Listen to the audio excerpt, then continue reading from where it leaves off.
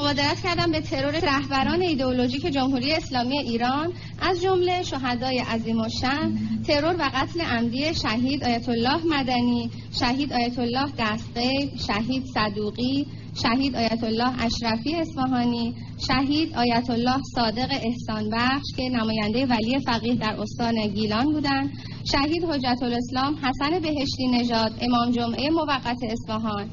انفجار دفتر دادستانی کل آیت الله علی قدوسی دادستان کل کشور، انفجار سازمان یافته و ترور سید حبیب هاشمی نژاد اشرفی رئیس دفتر وقت جمهوری اسلامی در مشهد، همچنین شهادت سپهبد علی صیاد شیرازی، شهادت سید حسن آیت نماینده مجلس، شهادت و قتل عمدی شهید لاجوردی دادستان وقت انقلاب تهران و شهادت محمد کچویی رئیس وقت زندان اوین.